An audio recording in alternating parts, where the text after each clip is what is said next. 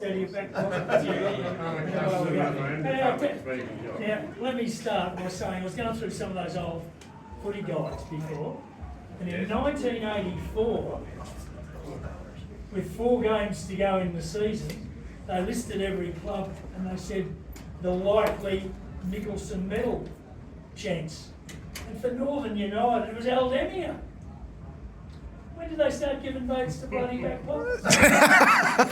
Well, that was probably one of my... Weren't you playing them then? Well, obviously one of my better years. Oh. I had a pretty good year, and I actually did fancy myself a little bit to get amongst the elite. So I went to, I don't know, it was the Bendigo Club or whatever.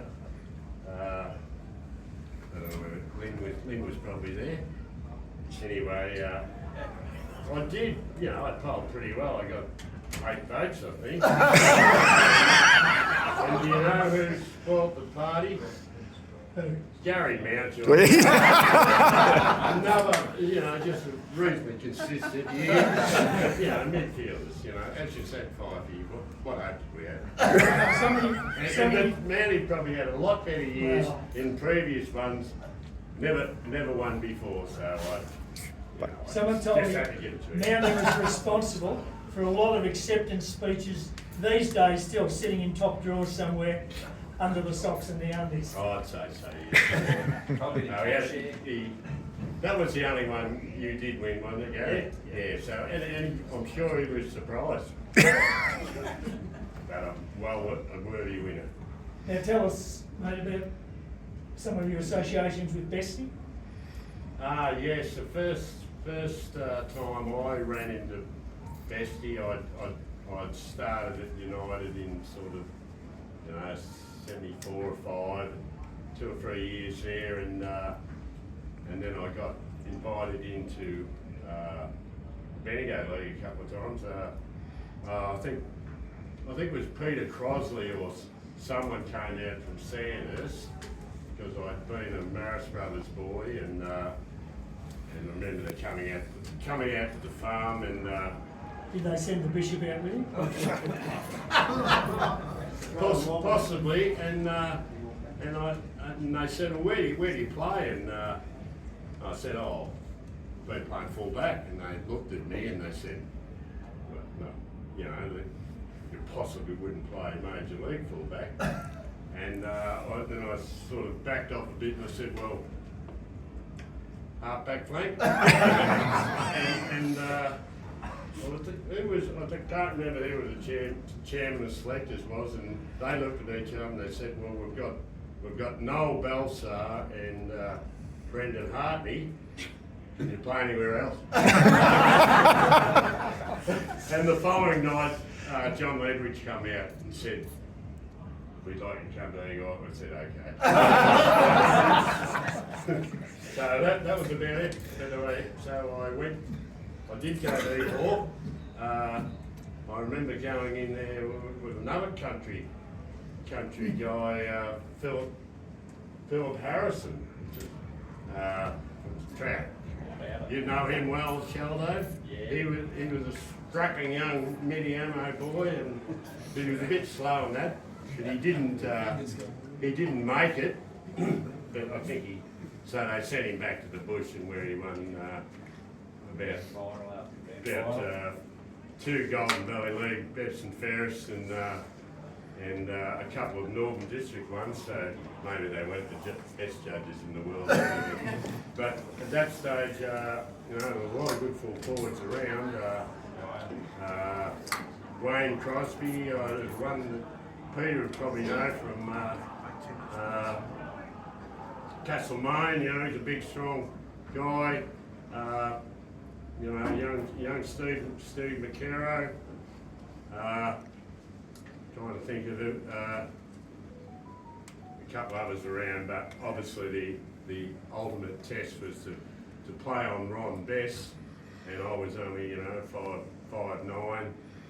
I used to call him the roundabout because you'd sort of run up to him, but then you sort of have to do a big curve to actually get in front of him. so I figured out early that the only possible way that I could beat him was to probably stand back and take a bit of a run, and I obviously had a bit of a nickname at that stage of Leaping Leo, and so I just played off him, tried to anticipate when the ball was going to land about, at the top of his hands, and felt the shit out of it. That ball.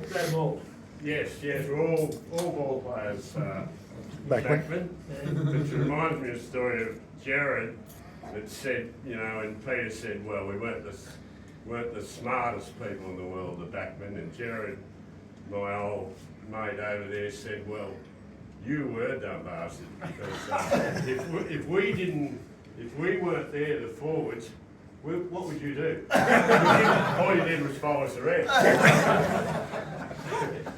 But anyway, so coming up against Bestie at Eagle Hawk,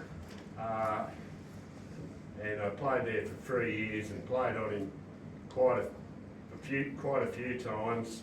That was my strategy, to stand off him, just come over the top, just smash the pack, and it worked.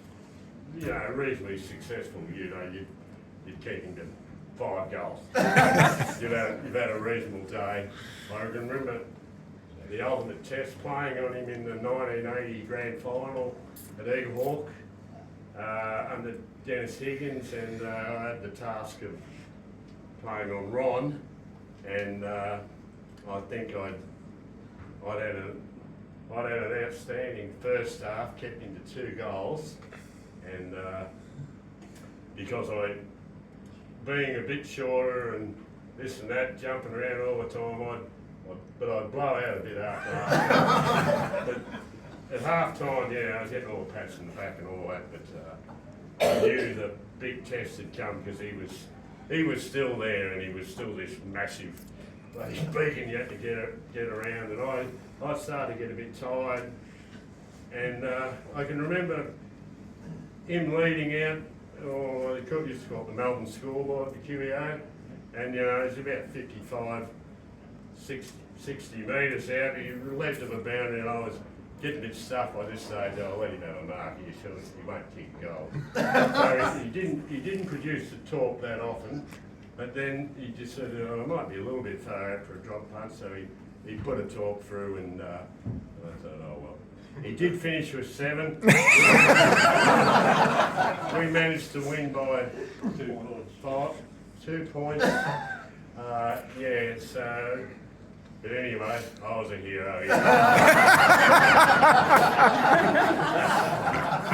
But and just leading on to that, obviously I must have built up a little bit of a respect from Ron, because later on, it probably, 84 or something, I'd never played Bendigo football, even though I'd been Bendigo interleague. Hadn't been able to get past Fifey or Noel Balso or Brendan Hartney, something was it? Something. Anyway, but Ron was, he must have been reappointed coach, and he rang me up and wrote me a letter and said, I'd like to invite you to interleague squad. So I played one game, and didn't do particularly well, but it was nice to be invited there, and then later on, obviously United days, but a lot of time. Some good memories. Oh yes, and he was he was a guy that was pretty approachable. There was not a lot of airs and graces about Ron, as long as you went back to the 5 Shire or something, wasn't it? When he had at one stage, but didn't say a lot. I never played under him as a coach, but it was his, as Peter Fife said, it was his skill set. There was nothing. He never fumbled the ball, and his ball dropped.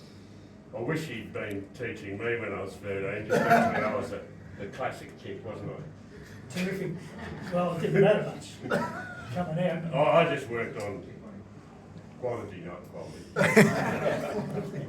But I guess there would have been games too where you had a pretty good seat up the other end of the house while he performed his stuff down his end. Yeah, certainly. I think it was a bit like, the ball deliverers didn't have to be that precise with Bestie because he obviously was a good lead, but anyway, if he was in the square and you're in a bit of trouble, you'd throw it up in the air and he's half a chance to mark it. So he did make us look good. Obviously when he came to Northern United, he only probably played 2 years, I think. That be right, Tony? Yeah, 83, 84.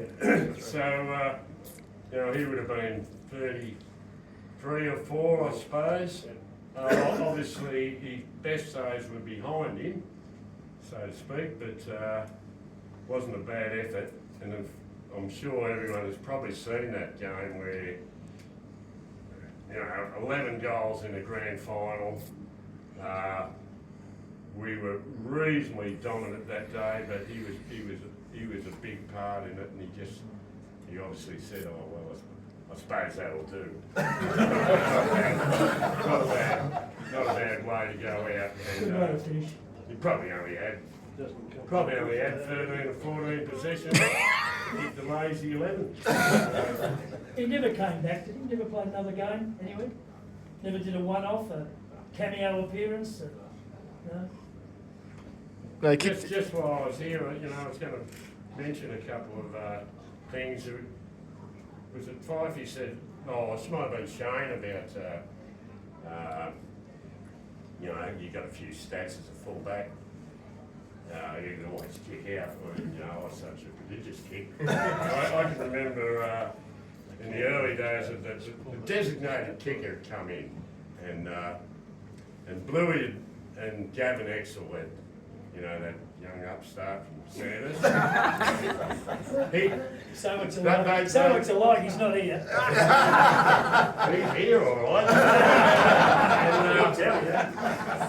and Bluey and Gavin had cooked up this deal that Gavin, the centre half forward, was going to kick out because he could kick the ball reasonably well.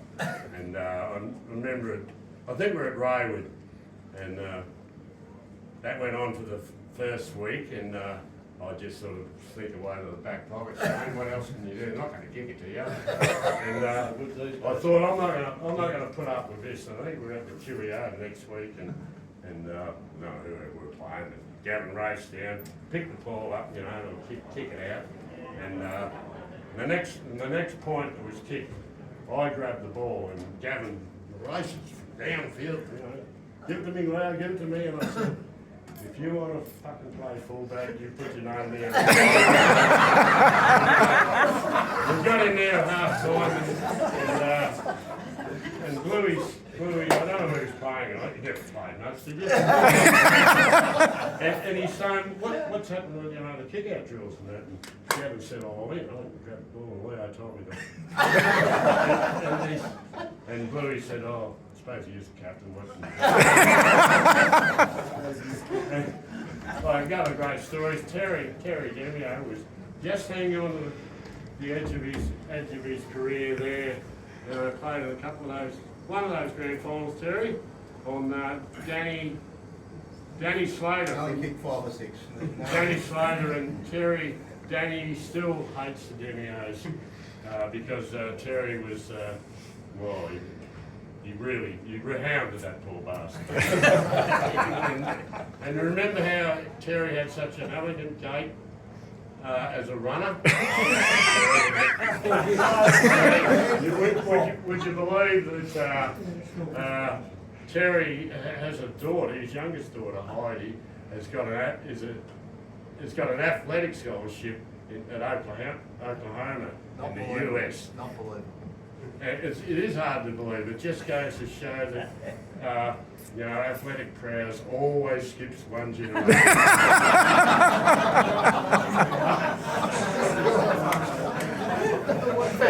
Jerry Geary, we mentioned Jerry Geary, always a good host.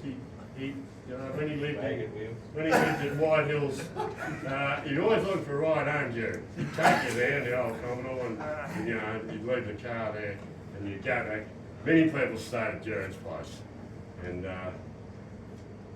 anyway, in the morning after a big night on the fizz, what's for breakfast? And I open the fridge up, and there's four barren shells, and down the bottom there's a tray of wagon wheels. and Trout will attest to this, mate. Trout, that you had a similar experience. What was yours? Well, my wife drove him home and said, "We got plenty to drink." Plenty to drink? To eat. Opened the fridge, not a beer in the fridge, it was 2 wagons. I know what more I can say. On that happy note, somebody did tell me about your kid in Leo that no one ever lead for you, they just spread out. that wouldn't be true, would it? Well, I do wish I had